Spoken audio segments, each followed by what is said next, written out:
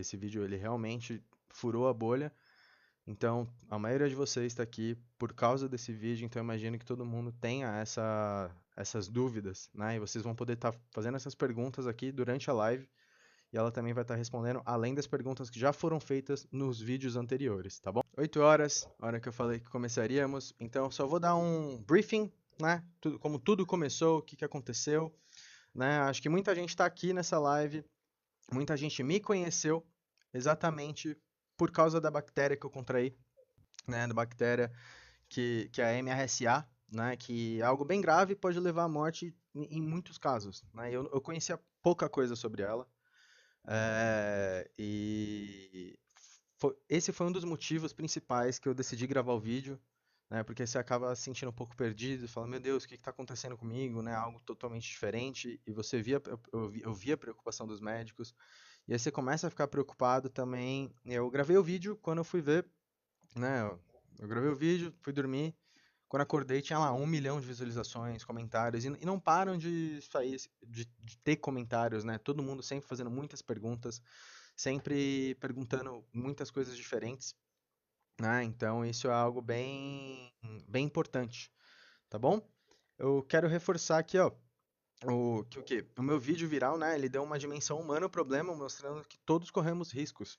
E a doutora vai explicar bem melhor isso, né? Eu quero reforçar, né, que vocês estão falando agora com a doutora Ana Gales, referência mundial no tema, né, que é um tema que a gente precisa falar para salvar vidas. Doutora, eu vou te passar a palavra, você pode estar explicando tudo, né? Então eu vou estar aqui só para depois colocar os comentários, as perguntas que a gente selecionou, né? Então, eu só sou o paciente aqui, então pode ficar à vontade, a live é sua.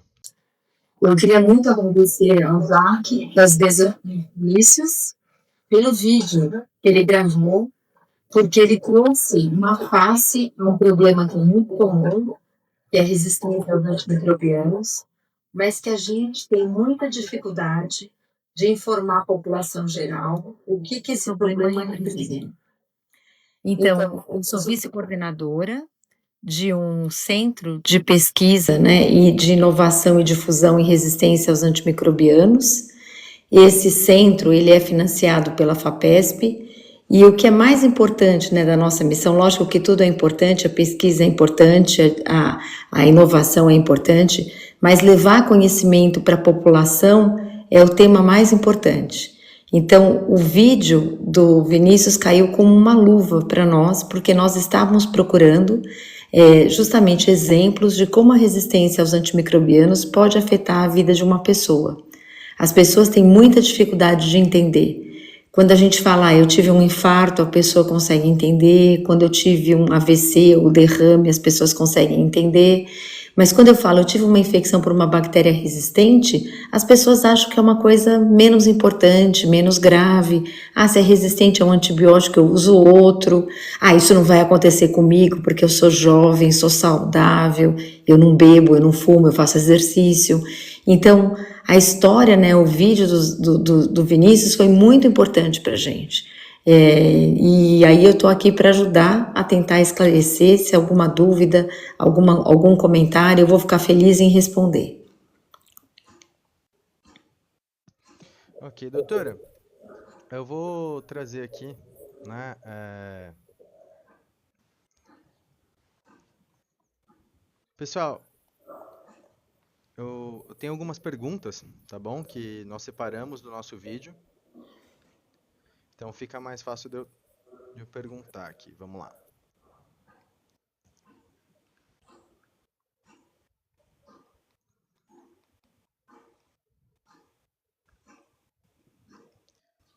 Ok.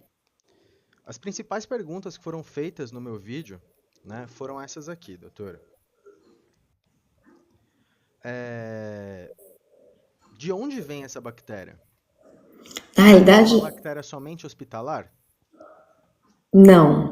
Há muitos anos, primeiro o Staphylococcus aureus, ele é uma bactéria que ele pode estar presente na pele das pessoas. A gente sabe que a população saudável, esse número varia de lugar para lugar, mas em torno de 20% das pessoas saudáveis podem ter essa bactéria colonizando a pele. Quando a gente fala colonizando, quer dizer que elas moram no nosso organismo. Elas moram na pele e na cavidade nasal, na parte anterior da narina. Isso é comum, 20% das pessoas têm essa bactéria. O que não era comum era ter essa bactéria com esse perfil de resistência. Esse perfil de resistência, ele era comum dentro do ambiente hospitalar. Mas já há alguns anos a gente vem encontrando esse perfil de resistência a antimicrobianos, né, antibióticos, fora do ambiente hospitalar, afetando a população geral. Então, isso é muito importante porque, às vezes, os médicos que são especialistas, os infectologistas, os pediatras, eles estão atentos para esse problema. Mas médicos de outras especialidades muitas vezes têm dificuldade de entender que existem infecções adquiridas na comunidade que são causadas por essa bactéria. E aí é muito importante, porque quando eu tenho uma infecção que não é grave, por exemplo, quando eu tenho um furúnculo ou quando eu tenho um impetigo, né, que é uma lesão bem pequenininha, essa bactéria, basicamente, o antibiótico é menos importante para o tratamento. É importante a gente fazer mais a limpeza local. Mas quando eu tenho uma infecção mais profunda, que foi como o Vinícius teve, isso faz toda a diferença, porque o tempo que eu vou prescrever o antibiótico correto é muito importante para dizer como é que o paciente vai evoluir, se ele vai melhorar ou se ele vai piorar. Muito obrigado, doutora. A próxima pergunta é: o banheiro é o lugar mais contaminado da casa? Olha, o banheiro com certeza é um lugar contaminado, mas a pia da cozinha também é. Todo o ralo, toda a esponjinha da pia. Então, assim, não é porque o banheiro é mais contaminado que o Zac teve isso. Na realidade, se ele tivesse um corte e ele tivesse na cozinha, ou se ele tivesse em qualquer outro lugar, ele teria tido chance de ter a mesma coisa.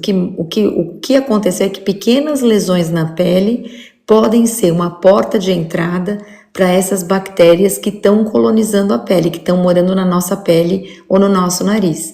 Então, não foi porque ele estava se depilando no banheiro que essa infecção ocorreu. Na realidade, o banheiro dentro do vaso sanitário, lógico, tem as fezes, dentro das fezes a gente tem muita bactéria, mas a gente limpa a pia, a gente limpa tudo. Então, assim, não tem nada a ver com o local que ele estava se depilando, porque ele teve a infecção por causa disso. Ok, doutora. Ah, muitas eram exatamente em relação a isso. Tem uma aqui, ó. Gente, fazer as unhas também correm o risco? Que medo. E mulheres também estão aptas? Principalmente na parte de depilação, né? Falando. Na realidade, a depilação pode ser depilação, pode ser um trauma, pode ser uma queimadura, pode ser uma picada de inseto, pode ser qualquer lesão em que você tenha, a gente fala que teve às vezes não é nem visível ao olho nu, às vezes você tem uma lesão na pele que ela é tão pequenininha, mas você nem percebe, mas você teve uma quebra dessa barreira anatômica. Fazer as unhas, se você tiver um alicate que de repente cause um corte, também é uma porta de entrada. Então, toda vez que eu tiver uma lesão da pele, que eu tiver quebra, né, da barreira. Ok. A bactéria é transmissível? Ela é. Você sabe que é muito comum, por exemplo, não no caso do Vinícius, porque a bactéria estava numa lesão profunda, mas, por exemplo, furúnculo, por exemplo, essa bactéria também pode causar furúnculo.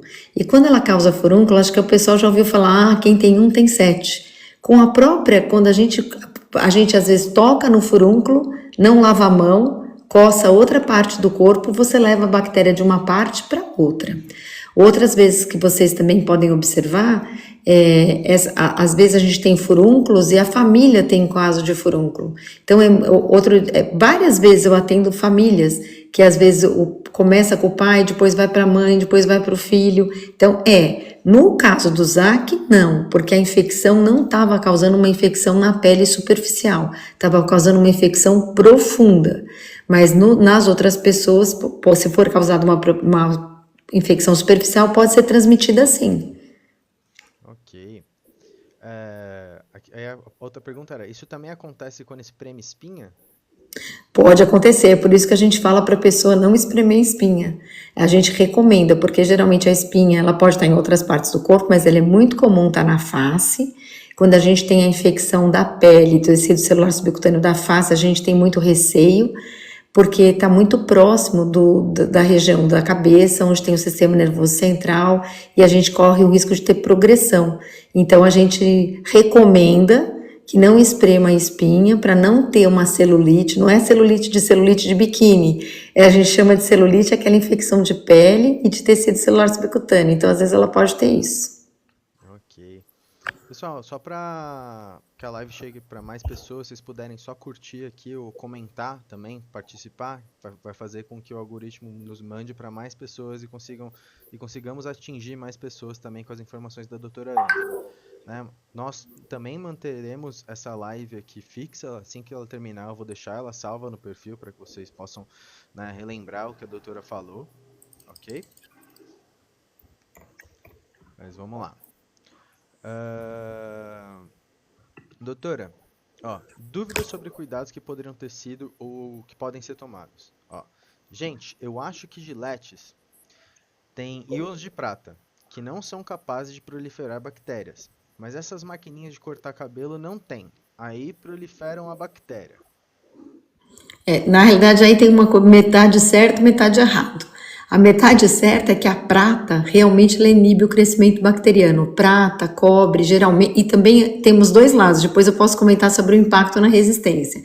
Mas a prata realmente inibe o crescimento de bactéria. Entretanto, a Gillette, ela causa mais lesão na pele do que essas maquininhas de depilação. Então, tem os dois lados. Tanto que no ambiente hospitalar, há muitos anos atrás, antes da cirurgia, a gente fazia, né? Cortava os pelos do paciente com auxílio de Gillette. Hoje em dia a gente não usa mais, porque a gente é mais agressivo para a pele. Ah, sim. E o pessoal até falou aqui, ó, ferver gilete antes de usar. Não ferva, porque ferver não vai matar todas as bactérias, nem os esporos. Quer dizer, para você matar tudo, você tem que autoclavar. E isso, mesmo que você autoclave, a gilete vai estar estéril, mas a bactéria que está morando na sua pele está lá. A hora que você fizer um cortinho, ela vai entrar. Ok. Ó, só ter higiene básica. Não, o pessoal tava falando, é só ter higiene básica. Não, não é. Higiene básica, ela é importante para tudo, para gente quando a gente, né, quando a gente aprendeu como criança para lavar as mãos, para lavar as mãos antes e após o banheiro, que a gente lavasse as frutas, não comesse salada sem antes lavar, higienizar com cloro, isso tudo é correto, são hábitos muito importantes, mas não seria possível ter prevenido a infecção que o Vinícius teve, de jeito nenhum. Ok. Ó, a Cleo aqui, ó, tá perguntando. E nós, mulherada, que tiramos com cera? Com cera é menos, mas às vezes a cera também pode causar essa lesão, mas ela é menor e pode também levar às vezes a queimadura, que também pode facilitar. Se a cera estiver muito quente, também tem um risco de causar lesão na pele. O risco é menor, mas ele existe também. Ok. Muito obrigado, doutora. Temos aqui, ó. Eu faço a depilação e sempre utilizo creme anti-inflamatório após a depilação. O creme anti-inflamatório, ele vai diminuir aquela sensação de ardor que você tem após a depilação. Mas se você teve a quebra da barreira, né, da pele, você teve a lesão, você teve aquele cortinho pequenininho, não vai adiantar nada. Você criou a porta de entrada para a bactéria. É só a sensação de alívio. Ok, eu tô vendo o pessoal aqui na live. Pessoal, se vocês tiverem dúvidas também, podem ir mandando aqui no chat que eu tô lendo também, tá? Travou? Só um minutinho, Ana. Tá bom. Travou aqui pro pessoal. Voltou? Ainda não? Ué.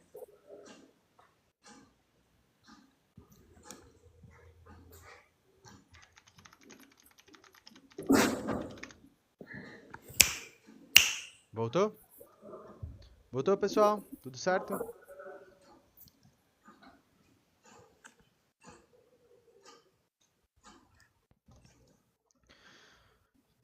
Prontinho. Ó, o Richard, ele mandou.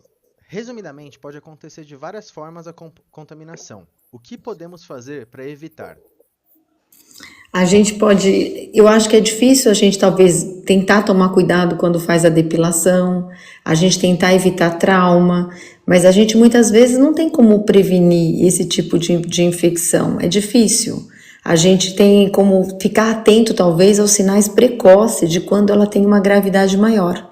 Eu acho que isso é o que a gente tem que ficar atento. Ok. Ó, o Thiago Araújo mandou aqui, ó. Esses dias tive uma febre com calafrios. Só tinha uma dor de barriga, uma dor na barriga do lado direito. É assim, ó, geralmente, quando a gente tem febre com calafrio, quando a gente tem uma temperatura acima de 38, 38,3, ou a gente tem uma queda de temperatura abaixo de 36, isso são sinais de alerta que a gente deve estar atento. Mas também tem outras vezes que a gente tem febre e isso não é causado por uma infecção bacteriana. Então, eu tenho um gato que está aqui em cima da impressora e ele imprimiu por conta própria, por isso que está fazendo barulho, viu? Tudo bem. Qual o nome do gatinho? Mas assim, ele chama Neymar, é um gato Neymar. de 14 anos, e ele subiu em cima da impressora e imprimiu a página sozinha. Então é assim, desculpa, mas eu acabei me interrompendo, então eu acho que talvez a gente tem que ficar atento que a febre, ela é um sinal precoce, mas ele é inespecífico, mas se eu tiver uma febre muito importante, que eu tenha calafrio, que eu bata os dentes, que eu tenha uma temperatura 38, mais de 38,3, que eu tenho uma sensação de que meus olhos estão escurecendo, ou que quando eu levanto eu tenho uma sensação de tontura, isso vale a pena procurar atendimento médico. Ok, sem procurar Outra atendimento. coisa mesmo, uma coisa que eu chamo muita atenção, que eu acho que é importante para a população, até porque você tem muitos seguidores que são médicos, eu acho que é muito importante passar a mensagem que quando eu tenho uma dor que é desproporcional ao achado do exame físico, isso é um sinal de alerta. Outra sensação de alerta é quando a gente fala de toxicidade, né? Que a gente fala que o paciente ele tem febre, ele tem queda do estado geral, ele tem a pressão mais baixa, ele tem também, quando você palpa o local da lesão, ela fica mais endurecida, então tem um vermelho pequenininho na pele, mas quando você palpa, você sente uma área endurecida. Então, isso são sinais que eu tenho que ficar atento que pode ser uma infecção ou uma coisa mais séria. Ok. Né, teve uma pergunta aqui, ó. O que cada um de nós pode fazer no dia a dia para reduzir a resistência, né, antimicrobiana? Eu acho assim, ó, a primeira coisa que a gente está tendo, é super importante a gente tentar se manter saudável. Então é importante comer bem, ter uma dieta que seja balanceada, a gente dormir bem, a gente ter hábitos de higiene pessoal. É importantíssimo ter as imunizações em dia, porque o que acontece? Não é só o uso do antibiótico que é um fator de risco, mas ele é um dos principais fatores de risco para a seleção de bactérias resistentes. Quando eu tomo as vacinas, o que acontece? Eu tenho menos infecção, às vezes viral, tenho menos complicação bacteriana e uso menos antibiótico. Outra coisa que é importante, então, como eu falei da vacina, é importante a gente usar menos antibiótico. Então, não adianta a gente usar antibiótico para aquelas infecções que não são causadas por bactérias. Então, eu tenho um resfriado, não adianta tomar, eu tô com uma dor de garganta. Mas essa dor de garganta ela é causada por um vírus ou por uma bactéria? Na maioria das vezes, ela é causada por um vírus. Às vezes, a gente tem fenômenos alérgicos que dão dor de garganta. A poluição é muita irritação. Então, é tentar evitar o uso desnecessário de antibiótico, usar vacina, hábitos de higiene e se manter saudável. Outra coisa que é muito importante, às vezes o álcool e a diabetes são fatores de risco para infecção. Então, é importante a gente tentar, se a gente tem uma doença de base, a gente tentar mantê-la controlada. Ok. O pessoal até comentou aqui, ó, né? Qual a forma de se depilar você poderia nos sugerir para evitar certos vírus e bactérias, ou o que fazer? Na realidade, é aquilo que eu falei antes, né? A bactéria, ela tá na nossa pele, então dificilmente a gente vai se ver livre dela. Quando a gente usa, a gente sabe que Gillette é pior do que a maquininha, a gente sabe que a cera é um pouco melhor, E a depilação a laser talvez fosse o melhor, mas não tem nada que a gente faça que o risco é zero. Então, a gente não, né, mas o menos eu acho que seria o laser, mas a gente pode também usar a cera e tomar cuidado local. Se tiver qualquer vermelhidão, dor no local, aí procurar assistência médica. E avisar, né? Olha, eu tô com uma dor que Sabe o que acontece às vezes, Vinícius? Às vezes as pessoas não valorizam aquilo que às vezes a pessoa tá falando. E eu acho assim, ó, quando é um paciente jovem, a gente olha para a pessoa e fala, nossa, mas essa pessoa tá tão saudável. Eu acho que às vezes a gente menospreza, não que a gente menospreza, mas a gente tem uma tendência a valorizar menos a queixa do paciente. Então, às vezes eu acho que isso é um fator que a gente sempre tenta se policiar, né? Mas às vezes a gente também tem pessoas que às vezes, sabe, que gritam assim, é o lobo, é o lobo, é o lobo. E aí quando você vê o lobo, às vezes você não acredita que você está vendo o lobo. Sim. Então, isso é o que acontece às vezes. Então, eu acho que as pessoas têm que procurar assistência médica. Quando tiver uma dor que é realmente desproporcional, pedir para o profissional que está atendendo falar, olha, a dor que eu estou tendo é muito forte de verdade. Você pode me examinar e ter certeza que isso não é uma coisa mais profunda, que é só uma dor localizada? Ah, não é nada grave. Ah, então em quanto tempo isso pode melhorar? Em um dia, 2? Quando eu devo voltar para o hospital? Ah, se eu tiver febre alta, se eu tiver calafrio, se eu tiver tontura. Então eu acho que a gente tem que ter essa conversa, que eu acho que é importante. Sim. Tiveram algumas perguntas, né? Quais são as possibilidades de diagnóstico dessa bactéria, por exemplo? Se aparece no exame de sangue, o que tem que ser feito para que seja constatado que você está contaminado com ela? Eu acho assim, ó, existe uma coisa que a gente colhe um exame de cultura para saber se o paciente é colonizado por essa bactéria antes dele fazer procedimentos cirúrgicos importantes, como colocação de próteses de quadril, de joelho, porque essa bactéria pode causar uma infecção do sítio cirúrgico, né? Uma infecção da prótese que você vai colocar. Então, para a gente fazer a profilaxia certa, normalmente a gente colhe um exame, que pode ser uma cultura ou pode ser um teste molecular, para saber se o paciente é colonizado, para que você faça a descolonização antes da cirurgia.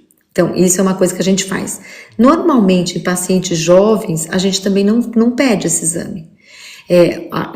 Famílias que têm furunculose de repetição ou pacientes que têm furúnculo, a gente coleta, porque geralmente a gente, dependendo do número de episódios, a gente acaba fazendo também a descolonização.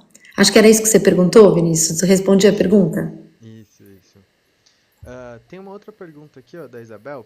Uma pessoa pode ter a bactéria na pele e mesmo se cortando, ela não manifestar uma infecção grave?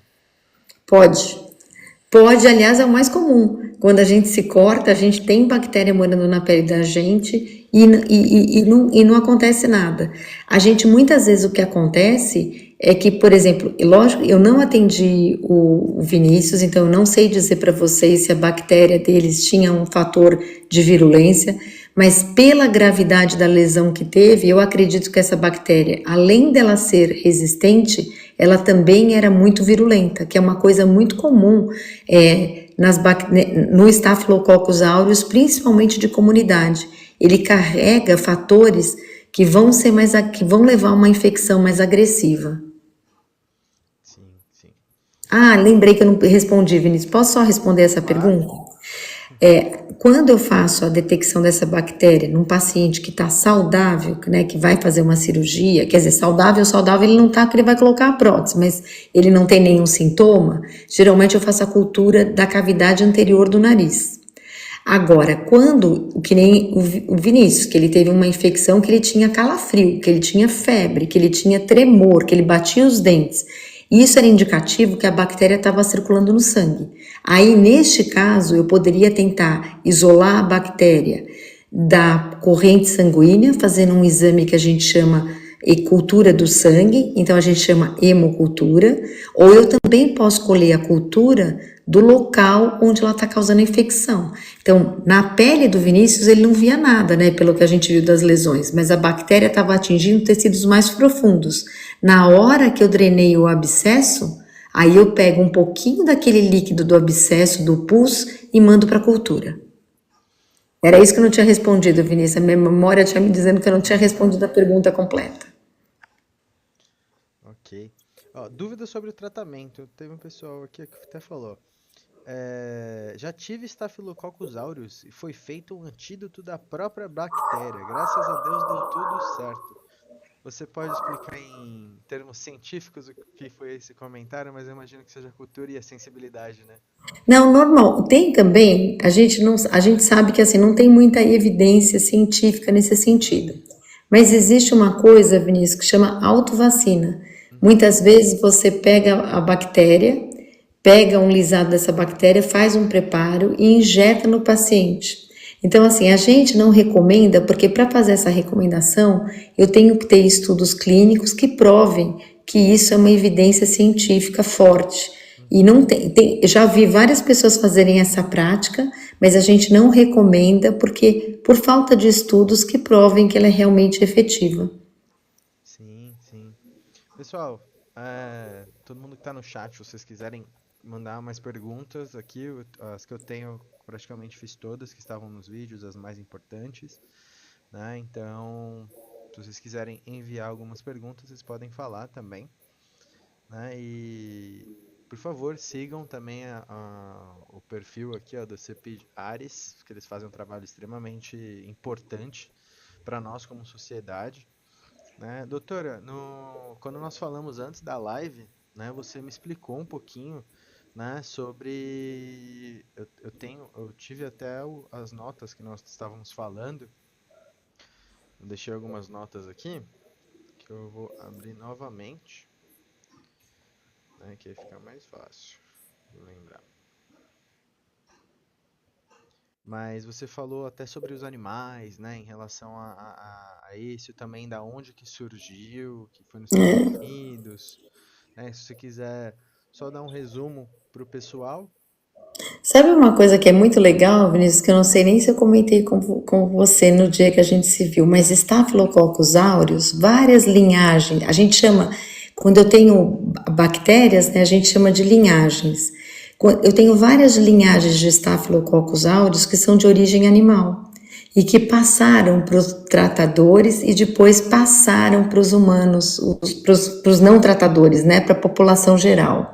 A gente também tem linhagens de Staphylococcus aureus que passaram dos humanos para os animais. Então a gente tem linhagens que são específicas de animais, que são específicas de humanos, e tem outras que cruzam, que passam de um para outro.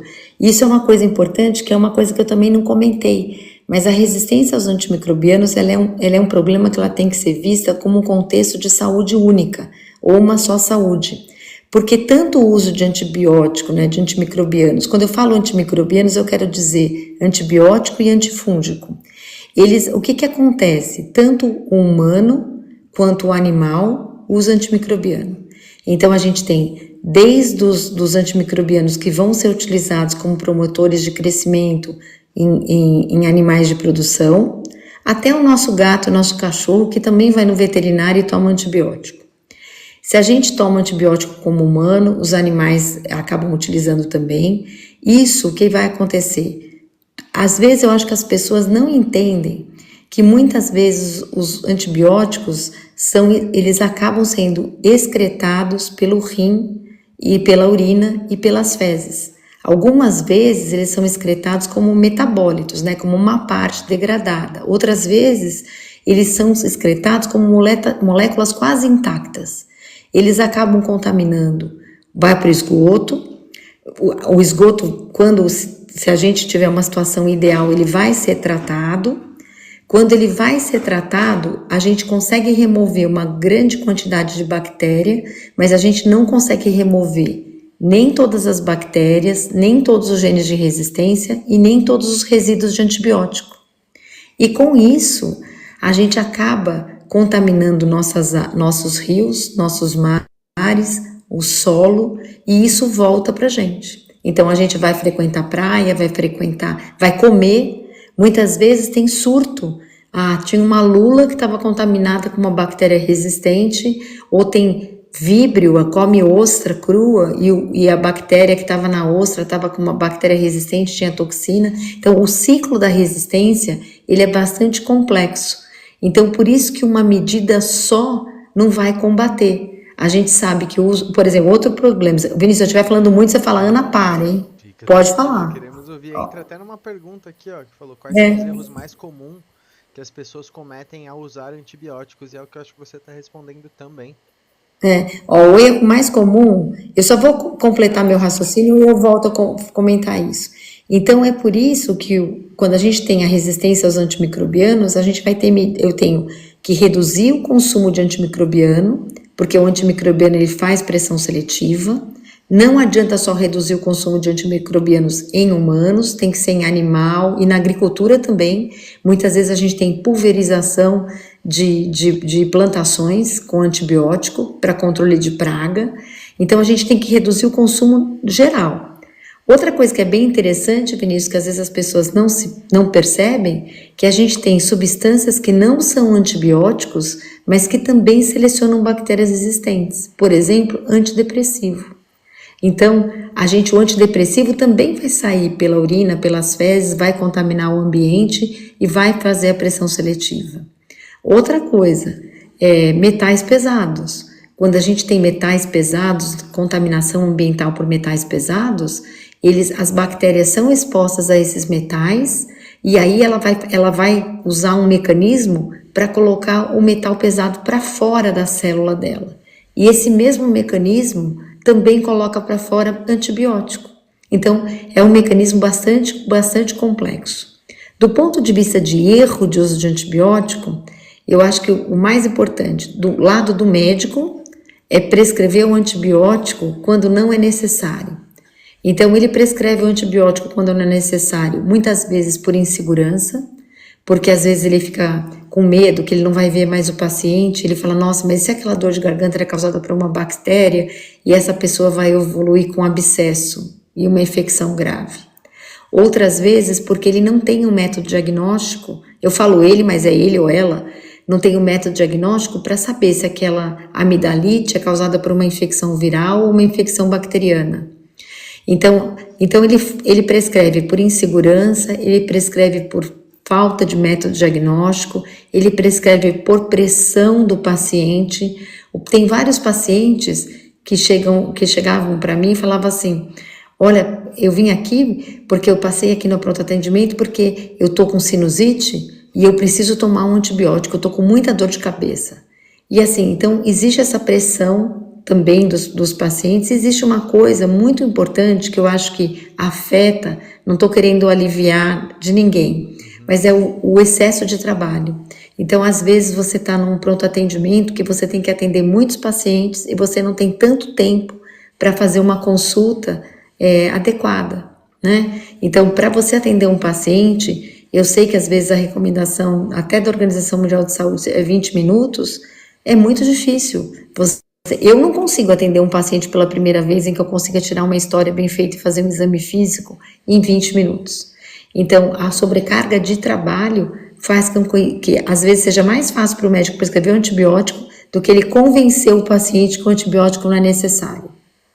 Agora, do lado do paciente, ele vai pensar e falar, nossa, será que essa é uma infecção grave? Será que eu estou só com resfriado? Será que eu preciso tomar antibiótico? Mas se ele for tomar um antibiótico ou ela for tomar um antibiótico, que ele tome o antibiótico como foi prescrito, né? Que ele não parar antes, não tomar dose, não esquecer dose, pular a dose, tomei a dose da manhã, esqueci de tomar à noite. Isso é muito errado, tá? Existe uma tendência mais atual, a gente a prescrever antibiótico por períodos mais curtos. Então, infecção urinária, por exemplo, comunitária em pacientes jovens, sem doença de base, a gente pode tratar por 3 dias. Pneumonia, por 5. Mas o tempo de tratamento, embora existam recomendações nos guidelines, né, nos documentos de guia de recomendação terapêutica para fazer tratamento curto, o tratamento sempre deve ser individualizado. E você sempre tem que levar em consideração fatores individuais do paciente, e o paciente tem que ajudar tomando o antibiótico de acordo com aquilo que foi prescrito. Outra coisa que é muito importante, eu falei do antibiótico que saía nas fezes e na urina, mas é importante que a gente saiba que a gente não pode jogar o antibiótico no vaso sanitário, que a gente não pode jogar no lixo de casa, a gente deve guardar as embalagens e o antibiótico não utilizado e levar na farmácia, que lá tem um lugar de descarte de medicamento, ou se você estiver num município que não tem essa farmácia com esse programa, você pode procurar a unidade básica de saúde e pedir para que seja feito o descarte adequado do antibiótico. Exatamente para não poluir e O ajudar também ambiente, a né? proliferar essas bactérias, superbactérias, né? Temos algumas outras perguntas aqui, ó. Tem uma pergunta aqui, ó. Abscessos perianais recorrentes uma vez por ano. Tem relação a essa bactéria? Olha, ela pode ter, mas muitas vezes a pessoa às vezes tem uma hemorroida, às vezes tem uma fístula, então ela tem que procurar um proctologista, um médico, para olhar se tem alguma causa local que está fazendo com que essa infecção volte toda hora. Alguém que examine, não precisa ser proctologista não.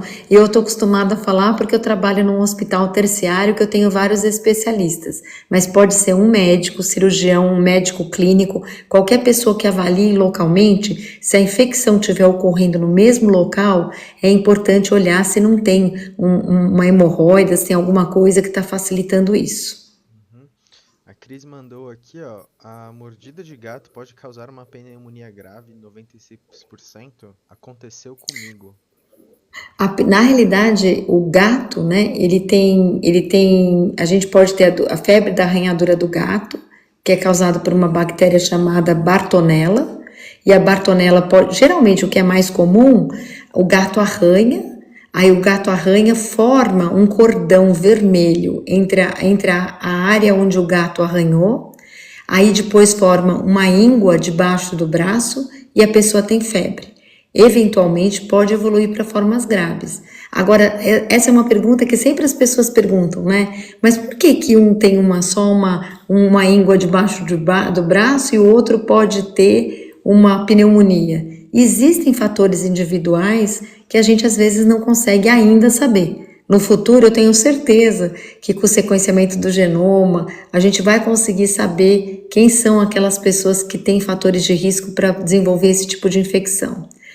O gato também tem, é uma coisa muito importante isso. Se você tomar uma mordida, um arranhado de um gato, ele tem uma bactéria que chama Pasteurella. E a Pasteurella mutocida, ela não é tratada com cefalosporina. Então, se eu tiver uma mordida de gato, é importante que eu use a associação de amoxicilina com ácido clavulânico. Que é só lembrar que não pode, os médicos que estão assistindo, que não podem prescrever cefalosporina de primeira geração. Isso é para o médico, Vinícius. Aproveitei a live aqui porque você sempre tem, né? Então, vou aproveitar. O pessoal da saúde comentou muito no vídeo lá também, né?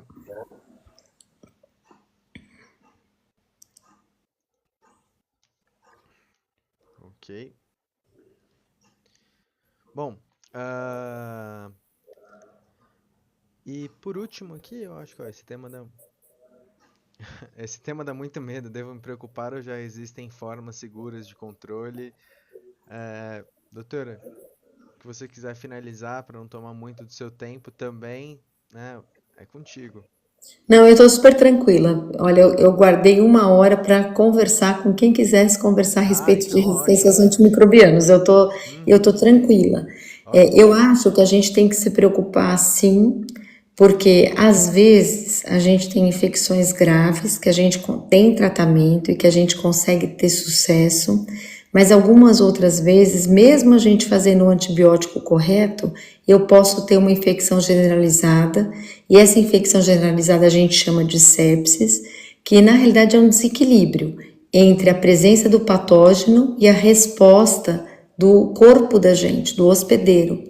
Então a gente também não consegue entender, a gente sabe de algumas coisas, né, mas a gente não consegue entender direito porque algumas pessoas têm uma sepse e evoluem para uma forma muito grave de difícil controle, mas existe. Agora, o que eu acho é assim, eu acho que a gente pode ficar, infelizmente, a gente sabe que embora a gente possa fazer tudo correto, existe uma chance dessas pessoas que têm infecções graves, com infecção generalizada, de falecerem. E a gente vai entender que a vida da gente, ela não é infinita, ela é finita. E que é triste, é muito triste quando a gente perde um ente querido. Mas, infelizmente, essas situações às vezes fogem do nosso controle. Mas o que não é admissível é a gente não ter um método diagnóstico num sistema público. O que não é admissível é você não ter o antibiótico de primeira escolha para tratar os pacientes que você precisa. E aí, quando o paciente tem uma evolução ruim, você sempre fica na cabeça com aquilo, putz, mas e se ele tivesse sido tratado com antibiótico X ou Y? Putz, mas e se eu tivesse feito o diagnóstico mais precocemente? Então, é isso que eu acho que a gente tem que lutar pelo acesso a métodos diagnósticos e antimicrobianos de primeira linha para todos os pacientes, e não só aqueles que estão em hospitais privados que têm acesso. Então, assim, não estou dizendo que no público não tem e que no privado tem, porque às vezes no público tem e no privado não tem. Tudo vai depender muito da qualidade da instituição de saúde que você atua. Mas é importante o que eu gostaria de ter, né? Eu gostaria de ter esse método diagnóstico que nem... Eu acho que a epidemia, né, a pandemia, nos trouxe uma coisa muito boa. Eu jamais imaginaria antes da pandemia que a gente fosse ter uma capacidade de fazer teste PCR molecular rápido para a população do jeito que a gente fez na época da pandemia. Então a gente se organizou e isso foi muito bom. Imagina se eu conseguisse levar essa estrutura para fazer diagnóstico de amidalite, se ela é causada por um vírus ou por uma bactéria, se o resfriado que eu estou tendo é causado por um vírus, um coronavírus que não é o SARS-CoV-2, se é causado por gripe, se é o vírus influenza, se é um vírus essencial respiratório ou não, se é uma bactéria. E essa bactéria, existem métodos rápidos hoje em dia, né? Esses métodos rápidos, eles estão disponíveis, mas eles são caros. Então, muitas vezes, embora eu não gosto de falar, eu brinco com os meus colegas infectologistas e falo que a infectologia se reveste com o manto da pobreza, alguns infectologistas. Que a gente sempre fica falando, é caro, é caro, é caro. E às vezes um quimioterápico custa muito dinheiro perto de um antibiótico. Então, a gente tem que falar sempre, não que um teste é caro ou que uma medicação é cara, mas a gente sempre tem que mensurar o custo-efetividade. Olha, ele vale a pena? Ele é uma medida que é benéfica? O custo vale a pena? Então, tem vários estudos que mostram que esses testes diagnósticos são efetivos se eles forem recebidos rapidamente por um médico ou um farmacêutico, alguém que possa intervir na terapia antimicrobiana. Não adianta nada eu receber um diagnóstico de um teste rápido se isso não for desencadear uma mudança rápida. Mas eu acho que é isso que eu queria passar como mensagem. Outra coisa que eu sempre, toda oportunidade que eu tenho, eu falo, a gente é referência mundial no programa de imunização. As nossas taxas de imunização caíram durante a pandemia e pós-pandemia, né? Foi a pandemia, essa dúvida com vacina prestou um desfavor para a nossa comunidade. Sim. Que as vacinas são bens preciosos, preveniram inúmeras mortes, então a gente tem que se vacinar. E a gente tem um programa de imunização muito bom, a gente tem um programa de controle da tuberculose que também é muito bom, a gente tem um programa de infecção sexualmente transmissível, hepatite AIDS, que é muito bom. Eu tenho orgulho do programa, né? A gente, como tratar um paciente hoje que tem uma sorologia positiva para HIV, nossa, do que eu vi, né, do que era um paciente com AIDS e o que é hoje uma pessoa que vive com HIV, uma mudança radical. E isso foi graças à luta da sociedade para que tivesse acesso a tratamentos que fossem efetivos. Então, eu sonho com um dia que o Ministério da Saúde vai entender, né, eles já entendem, eles já sabem, é que a gente tem tantas outras demandas, por exemplo, agora, tem a intoxicação por metanol. E aí, A gente esquece os outros problemas. A gente tem tanto problema, a gente tem dengue, chikungunya, zika, a gente tem doença de Chagas, tuberculose, a gente tem AIDS, que a gente esquece que resistência aos antimicrobianos é um problema muito importante. Mas eu sonho o dia que a gente vai ter um programa nacional de combate à resistência antimicrobiana, em que a gente vai ter, a gente tem um plano nacional de combate à resistência, mas a gente não tem um programa, e a gente queria ter programa. Sim, ó, o Vicente comentou aqui, ó, poucos estados têm PCR para detecção rápida de espécies infecciosas, hoje são semanas. A gente tem que lutar, a gente não pode aceitar isso. A gente não pode aceitar como médico que um teste de cultura demore 7 dias para chegar na sua mão, porque quando a gente sabe que para infecções graves, quanto mais precocemente eu der o antibiótico correto, e quando eu falo antibiótico correto, não é só ser sensível ou resistente de acordo com o resultado da cultura e do teste de sensibilidade, mas é eu dar na dose certa, pelo tempo certo, da posologia correta. Então, assim, conta se eu dei 500 miligramas ou 1 grama, se era para dar de 8 em 8 horas, se era para dar endovenoso, se era para dar 5 dias. Então, mas quando eu faço esse regime adequado, eu reduzo a mortalidade de pacientes graves. Então, a gente não deve aceitar. A gente não deve achar normal esperar uma semana para ter um resultado de um teste. Entendi. Ok. A gente tem mais uma pergunta aqui, ó. Essa bactéria, né, acho que é a MRSA, após ir para a corrente sanguínea, mesmo após o tratamento, ela pode ter recorrência? Pode, porque às vezes o que acontece, ela sai da corrente sanguínea, mas você não consegue erradicar no tecido. Às vezes ela forma tipo microabscesso, ela forma umas pequenas cápsulas e aí elas vão voltando. Então isso é uma coisa bem chata que acontece quando a gente tem, por exemplo, às vezes tem pessoas que têm abscesso mais superficiais, Vinícius, do que você teve, e a pessoa volta a ter abscesso sempre no mesmo local.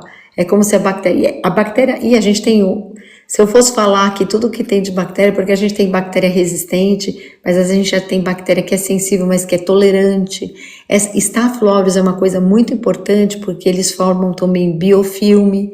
Biofilme é quando a bactéria vai lá, ela se gruda numa superfície ou num tecido, e ela junta um material, e aí ela fica ali como se fosse uma colônia sobrelevada, permeada de uma matriz, e o antibiótico não penetra no biofilme, são poucos antibióticos que conseguem penetrar no biofilme.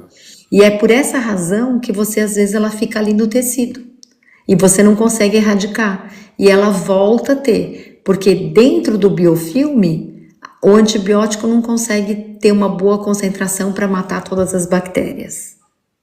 Entendi. Né?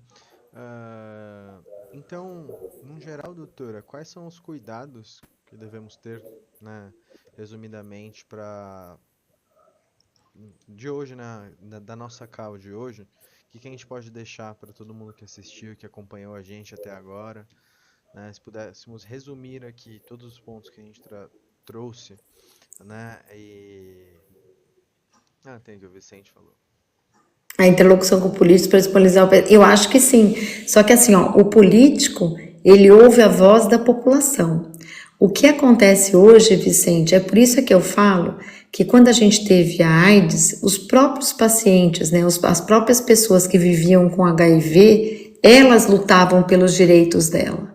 O que acontece com teste diagnóstico, com acesso a antimicrobiano e a visibilidade da resistência, está a cargo. Eu não vejo que às vezes uma pessoa, a nossa população, às vezes ela tem baixa escolaridade ou ela não consegue perceber. Não estou dizendo que pessoa sem escolarização não é inteligente e vice-versa, né? Às vezes a pessoa também tem faculdade, também não significa que ela tenha boa compreensão.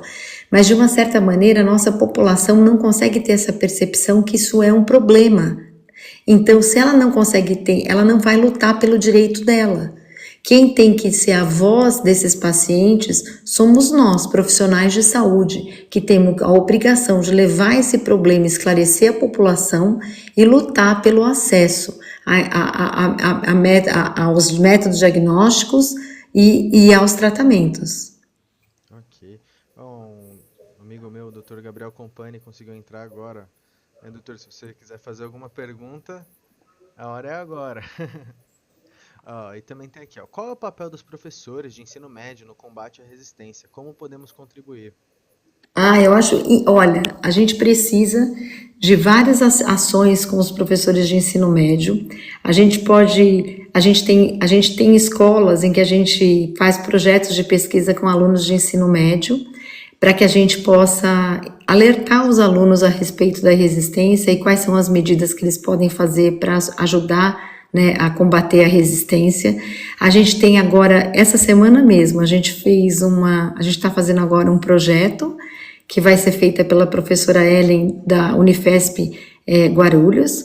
Eu acho que é Guarulhos, se não for Guarulhos, a Ana depois me corrige.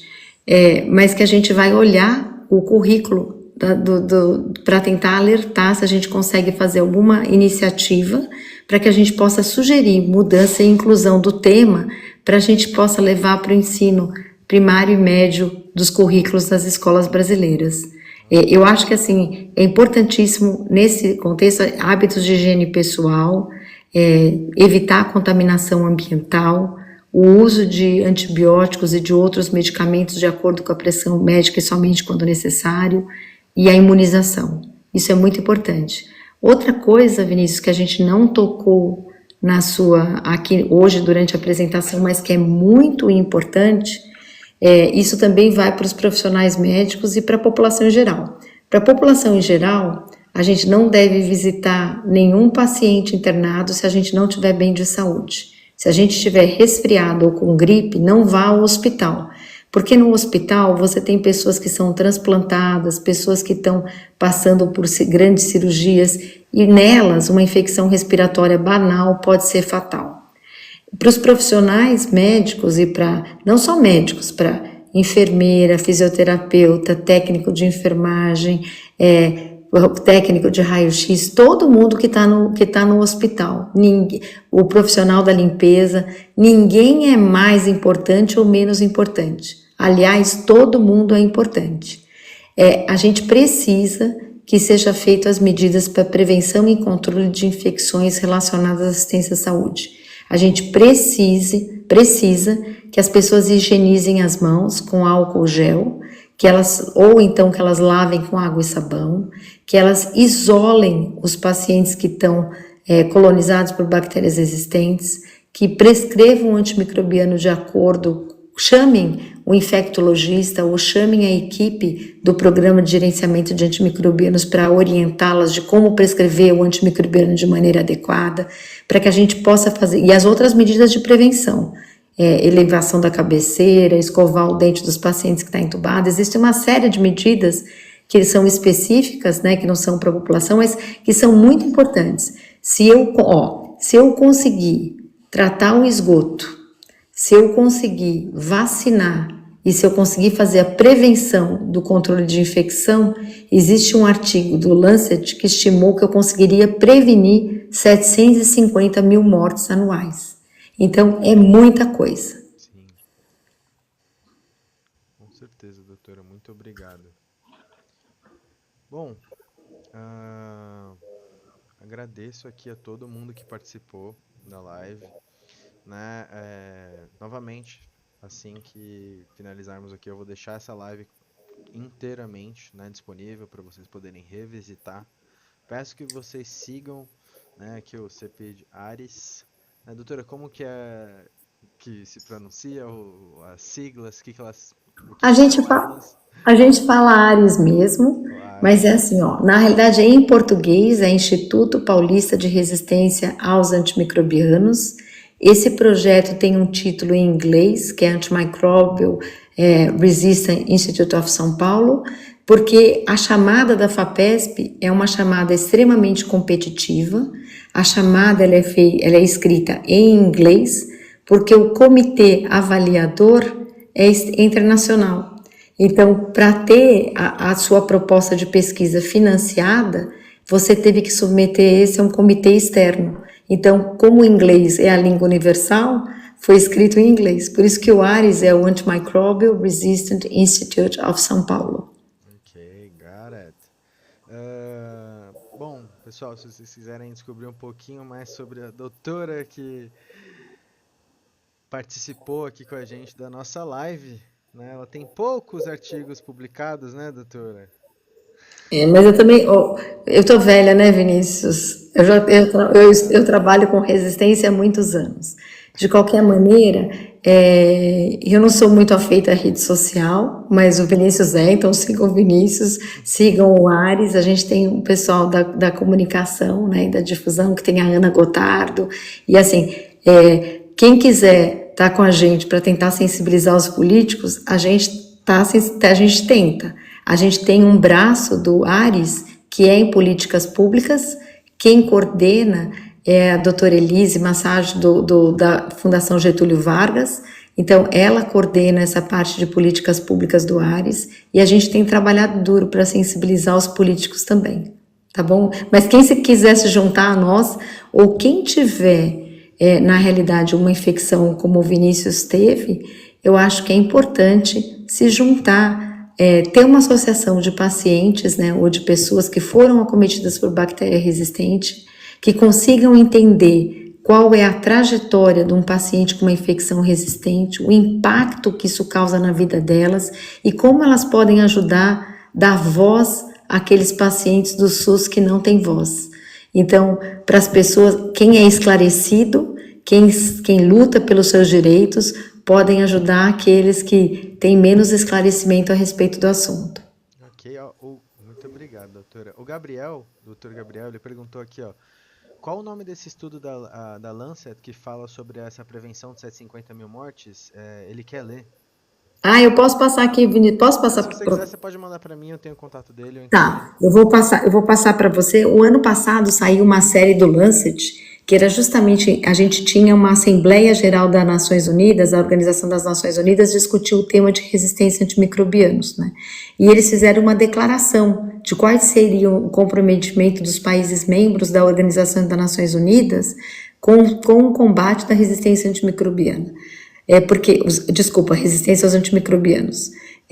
Porque isso é uma coisa importante, é um problema de saúde pública mundial. Então, para sensibilizar os políticos que estariam presentes nessa Assembleia Geral da ONU, foi feita essa série de artigos do Lancet. Então, eu posso depois passar para vocês. Eu vou pedir para a Ana Gotardo também deixar o link no Ares, e eu passo para o Vinícius também coloca no Ares. E tem um outro trabalho nacional que é muito legal, ele foi feito com um pequeno número de hospitais, mas ele mostrou a prevenção de infecção de corrente sanguínea associada à catéter venosa central, reduziria o custo importante dessas infecções. Se eu reduzo o custo, eu consigo usar meu dinheiro para outras coisas. Ok. Muito obrigado, doutora. Para finalizar a minha parte aqui, eu queria deixar bem claro que a minha missão é transformar essa visibilidade aqui que eu ganhei, né, para conscientizar o pessoal. Por isso que nós conversamos, a doutora entrou em contato comigo, eu falei, não, vamos fazer uma live, porque tem bastante gente entrando, né, no meu perfil para ver o meu relato. Então eu falei, eu só sou um paciente, então eu queria realmente trazer a doutora para falar. Então prontamente ela já se dispôs e falou, não, vamos participar, vamos responder, vamos tentar ajudar e propagar, né, todas as informações que você poderia trazer, né, e assim como essas informações que a doutora trouxe, eu também queria falar sobre o meu carinho, que eu gostaria de devolver para vocês, que sempre me ajudaram, sempre mandaram muitos comentários, falaram que eu estava nas orações, né, toda quinta, igual eu falei, às 21 horas, eu vou estar teremos uma live, onde eu estarei ensinando inglês gratuitamente para todos vocês. Beleza? Doutora, você quer falar alguma coisa aqui? Eu queria agradecer imensamente você. Eu queria, Vinícius, muito obrigada por você dar voz a quem não tem voz. E que as pessoas entendessem que o Vinícius é um homem saudável, que não tinha nenhum. Ele não fez nada de errado, ele teve uma infecção que poderia acontecer com qualquer pessoa, e olha como isso tem sido doído na vida dele. Então, assim, eu acho que isso você está dando um exemplo de qual é o impacto da resistência aos antimicrobianos numa pessoa saudável. Você imagina qual é o impacto dessa infecção numa pessoa que não fosse saudável como você. Muitas vezes a pessoa pega uma infecção dessa, ela já é debilitada e ela morre disso. Então, o número de mortes anuais é muito alto. Então, eu que agradeço. Muito obrigada pela oportunidade, Vinícius. E quando você precisar qualquer coisa, você fala, grita Ana, que eu vou. Porque o que a gente quer é deixar esse problema visível para todos. Muito obrigado, viu? De verdade. Com certeza estaremos em contato e vamos tentar fazer mais coisa. Já te indiquei para mais uma jornalista que vai entrar em contato, ou já entrou em contato com a Ana, eu imagino, né? Pessoal, para quem não assistiu, né, tivemos uma matéria que passou ontem na Record, e onde eu e a Ana aparecemos, né, exatamente sobre as superbactérias, mas hoje a gente conseguiu sanar muitas e muitas dúvidas, né? Então, se tudo der certo, a outra jornalista já vai entrar em contato com você, tá bom, Ana? Então, todo mundo que vem procura, eu falo, só se chamar a doutora Ana. Tá? E Vinícius, sabe o que eu quero? Depois eu quero contar.